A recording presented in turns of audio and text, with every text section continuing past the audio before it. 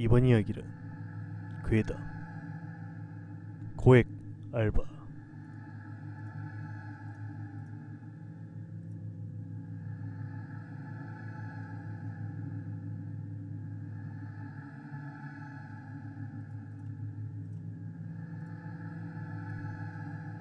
학교를 졸업한 후 나는 일도 하지 않고 빈둥빈둥 놀고 있었다.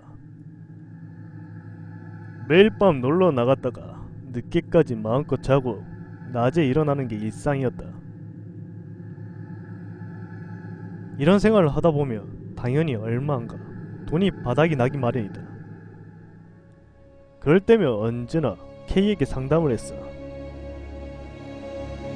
K는 자세하게 말할 수 없는 직업을 가진 친구인데 그다지 좋아하는 놈은 아니지만 그 녀석이 소개해주는 일은 모두 파격적인 보수를 받을 수 있었거든.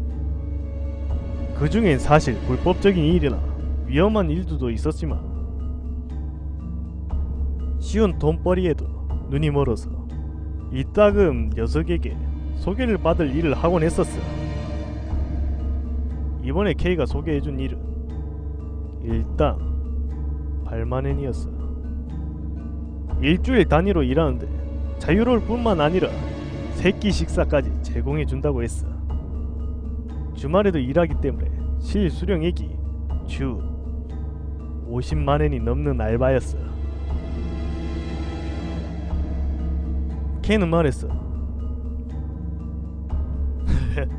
누구라도 할 수 있는 쉬운 일이야. 이번엔 내용을 듣고 제법 놀랐어. 1개월 정도 쭉 일하는 것도 괜찮겠다는 생각이 들었어. 단순하게 트럭을 유도 안내하는 일이거든. 오직 그것뿐이었어. 단지 장소가 산속이었고 가장 가까운 민가까지 차로 30분 이상 걸리는 곳이래. 거기에 있는 컨테이너 박스에서 숙박을 하면 수시간 간격으로 토사를 옮겨오는 트럭을 유도하면 된다는 거야. 원하면 함께 일할 사람을 더 구해도 되지만 그만큼 1급을 나눠 가는 거래. 그러니까 둘이서 일하면 1급이 4만엔이 되는 거지. 난 그냥 혼자 하겠다고 했어. 별로 겁도 없는 편인데다 나름 산속에서 혼자 고독을 즐기는 것도 괜찮겠다는 생각이 들었거든.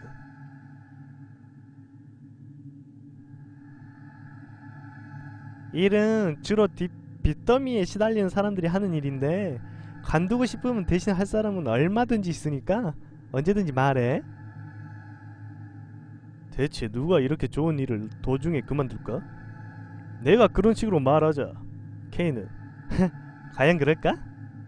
하는 듯한 뉘앙스를 풍겼다.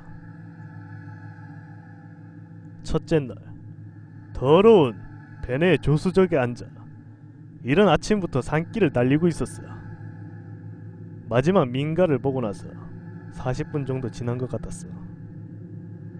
가게 같은 거 1시간 정도 전부터는 보이지 않았던 것 같아. 운전하는 아저씨는 나를 다중 채무자 정도로 생각하는 듯 했어. 그 아직 젊은데 큰일이구만 라든지 여기서 조금 힘내서 일하면 어떻게든 될 테니 너무 걱정하지마 라는 등의 말을 하는 거야. 나 이래저래 변명하는 것도 귀찮고 해서 그냥 적당하게 대답하고 있었어. 그러던 중 드디어 나의 일터에 도착했어. 거기서 아저씨에게 한 5분 정도 일하는 방식에 대해서 들었어. 발전기 사용법이라든지 컨테이너 박스에서 생활하는 법 같은 걸 대충 설명한 아저씨는 자 그럼 일주일에 또 보자 하고는 벤을 타고 떠났어. 아저씨가 사라지고 나니 갑자기 산속의 소리가 두드러지는 듯 했어. 새가 지저귀는 소리, 벌레가 우는 소리, 나무가 바람에 이는 소리, 그리고 컨테이너 박스의 발전기 엔진 소리. 우선 컨테이너 안에 짐을 들여놨어. 예상은 했지만 역시나 TV 같은 건 없었어. 다행히도 무료한 시간을 달래줄 게임 5개와 소설책 10권 정도를 가져왔었어. 짐을 정리하자 트럭이 왔어. 아저씨가 가르쳐준 대로 트럭을 유도했어. 트럭 운전 기사는 내게는 시선도 주지 않고 묵묵히 작업을 했어. 말 한마디 주고 받지 않은 채 전 일이 끝나고 트럭을 떠나갔어. 참 편한 일이었어. 그땐 그렇게 생각했어. 이윽고 밤이 왔어. 밤에도 수시간마다 트럭이 왔어.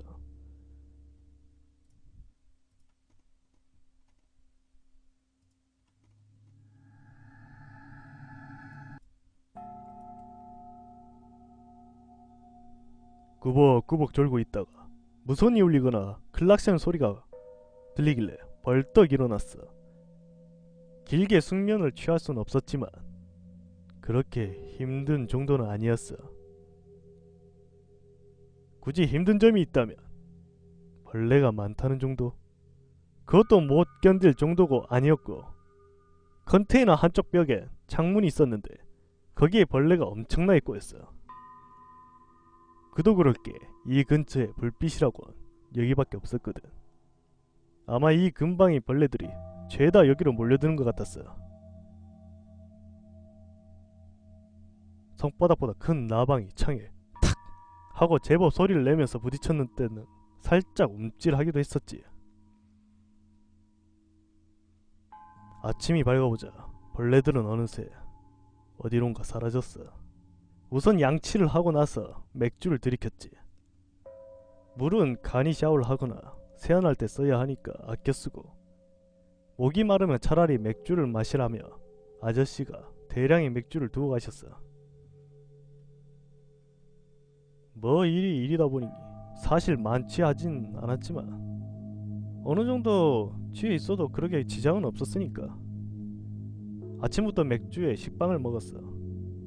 일을 하고 있는 건데도 오히려 빈둥거리던 평소보다 더 방종하게 된 것 같았어. 이틀째 날에도 나는 무난히 일을 해냈어. 밤에 불도 켜지 않은 채 밖에서 밤 하늘을 즐기면서 맥주를 마실 수 있는 여유까지 있었어. 나흘째 오후에 무선으로 연락이 들어왔어.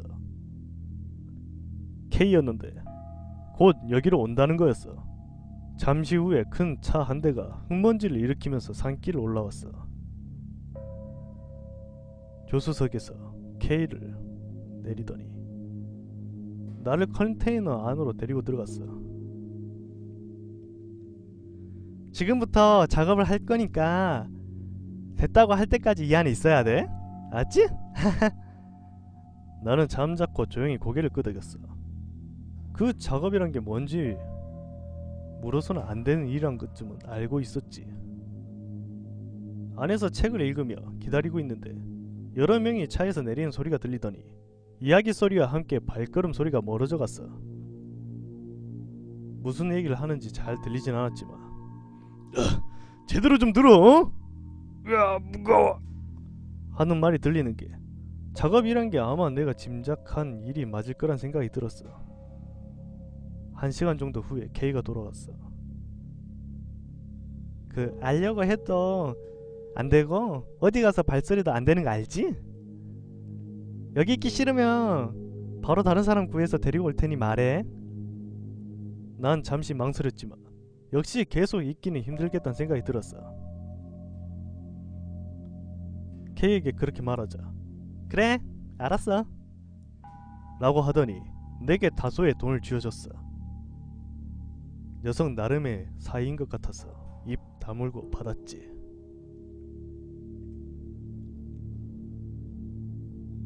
그럼 내려가는 대로 아저씨한테 연락할 테니까 데리러 올 때까지 좀만 더 참고 기다리고 있어. 이렇게 말하고는 K는 차를 타고 다시 흙먼지를 일으키면서 돌아갔어. 아마 K 일행은 작업을 했을 거야.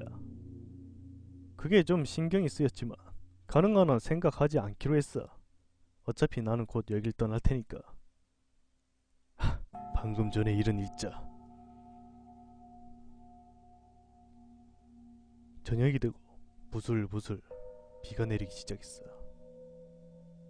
아저씨는 꽤 시간이 지났음에도 오지 않았지. 뭐 다음 사람을 준비하느라 시간이 걸리나 보다 생각하면서 안에서 책을 읽고 있었어. 산속의 밤은 빨리 찾아왔어. 도시에서는 생각할 수도 없는 속도로 밤에 어둠이 방문해 왔어. 난 캄캄하게 되기 전에 비를 맞으면서 손전등을 들고 발전기에 연료를 넣으러 갔어. 혹시라도 연료 부족으로 캄캄하게 되는 거 싫었거든. 연료를 가득 채우고 컨테이너로 돌아왔어. 여기서의 마지막이 될 간소한 저녁밥을 먹었지. 다 먹은 무렵에는 이미 밖은 캄캄해져 있었어.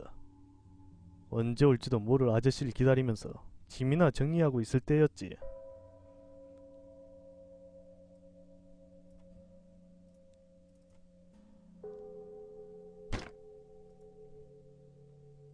뭔가 문에 부딪히는 소리가 났어. 나는 긴장했어. 큰 벌레가 부딪힌 걸까? 다른 불길한 생각이 머리를 스쳤지만 가능한 한 생각하지 않기로 했어. 문에 열쇠가 달려있긴 했는데 평소엔 필요 없었으니까. 잠근 적은 없었어. 나는 조심조심 문으로 다가가서 열쇠를 잠궜어.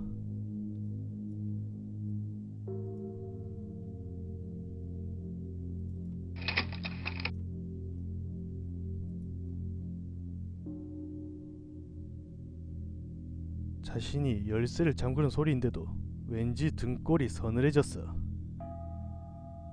감정을 추스리려고 정리해둔 짐에서 mp3를 꺼내서 음악을 틀었지. 음악이 들리기 시작하자 약간 공포감이 누그러들었어.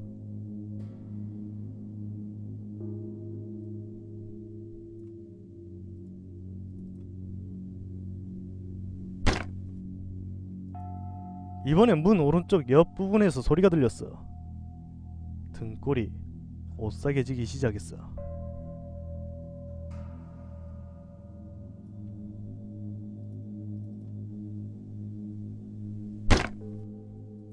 또 들렸어. 오른쪽 벽이야. 벌레일 거야. 벌레야. 벌레. 벌레일 거야. 그래. 벌레야 벌레. 나는 마음속으로 줌을 외듯이 중얼거리면서 소리가 들린 쪽을 응시하고 있었지.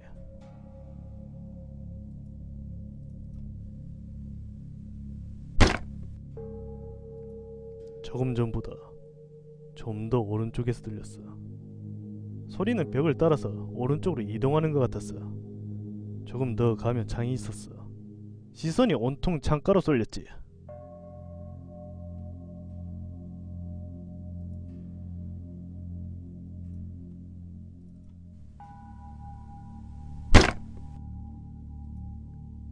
이번에는 창문의 바로 왼쪽에서 소리가 났어. 더 이상 음악은 귀에 들리지 않았어. 캄캄한 창을 응시했지. 심장 박동 소리가 점점 커지기 시작했어.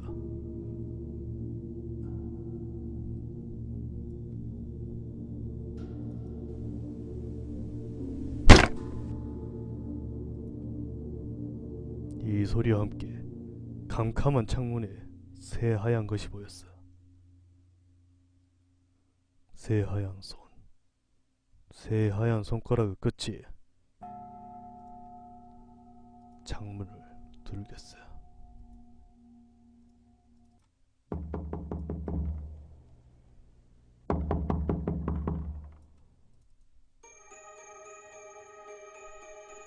나는 무심코 작은 비명을 내지르며 뒷걸음질 쳐서 창이 가능한 한 멀어지려고 했어. 등이 반대편 벽에 닿았어.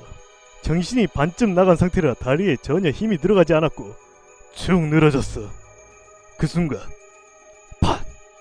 하고 컨테이너에 전기가 나갔지. 밖에서 들려오던 발전기 소리도 사라졌어. 암흑 속에서 꼼짝도 할 수 없었어.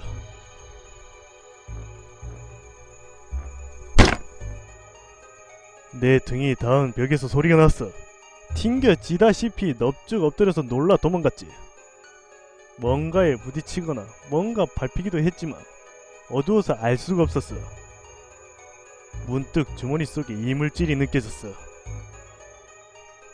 손전등이 들어있었어. 서둘러서 손전등을 켜들고 여기저기 비춰봤지. 작은 빛이 실내에 희미하게 비춰지기 시작했어.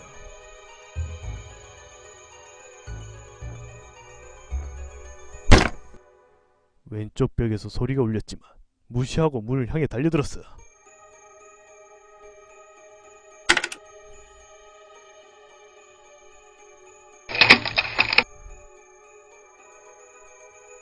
당황해서인지 문이 잘 열리지 않았어. 열쇠를 잠갔다는 것을 떠올리고는 철커덕 열쇠를 풀고 문을 열어 밖으로 뛰쳐나왔지. 새카만 암흑 속에서 손전등의 빛을 정신없이 움직였어. 컨테이너 박스 오른쪽으로 일순간 뭔가 보인 것 같아서 비추어봤지. 작은 키에 팔이 비정상적으로 긴 여자가 컨테이너의 그늘 속에서 밤쯤 몸을 내놓고 이쪽을 보고 있었어. 젖은 머리카락은 축 처져 있었고 눈은 번뜩이면서 흰 옷이 어둠 속에서 희미하게 빛나 보였지. 아니었어. 키가 작은 게 아니라 무릎을 꿇고 있었어. 이것도 아니었어. 무릎 아래가 없는 거였어. 여자의 다리는 허벅지까지 밖에 없었어. 늘어뜨린 팔이 땅에 닿아 있었어. 나는 미친듯이 소리를 지르며 도망갔어. 필사적으로 비에 미끄러져서 구르듯이 산길을 달려나왔어. 죽음임을 향해 달리고 또 달렸어. 뒤돌아볼 용기는 없었어. 얼마나 달렸을까. 이제 심장과 폐가 고장나 버릴 것만 같았어. 캄캄한 빛 속에 털썩 주저앉아 버렸어. 더 이상 한 걸음도 움직일 수가 없었어.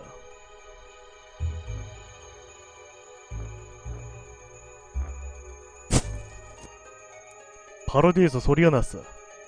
나는 주저앉은 채로 손전등을 비춰봤지. 그 여자가 나를 보고 있었어. 허벅지까지밖에 없는 다리로 서 있으면서 무표정한 얼굴로 새까만 눈동자를 좌우로 굴리면서 마치 원망스러운 듯이 나를 보고 있었어. 지독한 공포와 피로감으로 더 이상 달아날 힘이 없었지. 겨우 양손으로 엉금엉금 기다리다시피 하면서 필사적으로 도망쳤어. 뒤에서 뭔가 끌리는 소리가 났어. 뒤를 돌아볼 여유조차 없었고 그저 필사적으로 도망쳤어.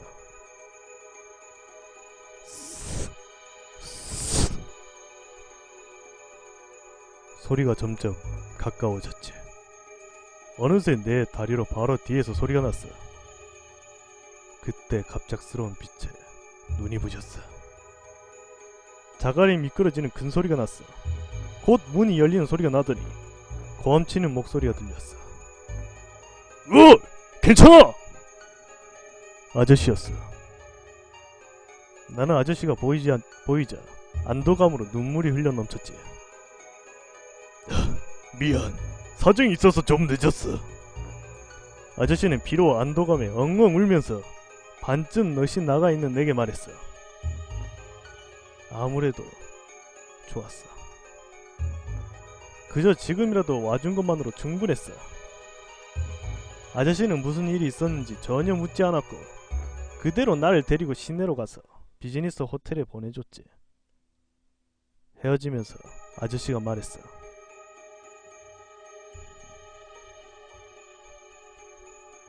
짐은 다음에 보내줄게.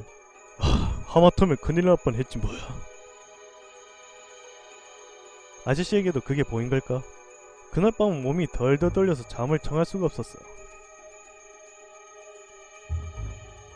집으로 돌아오고 곧바로 K를 만나러 갔지. K는 야 큰일 날 뻔했네 하며 걱정하는 듯 말했지만 별 감정이 실려있지 않은 듯한 목소리였어. 돈을 받아 사무실을 나오면서 K와 누군가가 이야기하는 것이 들려왔지. 난 그날 이후로 두 번 다시 K를 만나지 않았어. 내가 K를 피하게 되었거든. 결국 K와 나는 다른 세계의 인간이란 걸 깨달은 거야. 그때 K가 분명 이렇게 말하는 게 들렸어. 안 들어갈 땐 잘라버리면 그만인 게 아니네?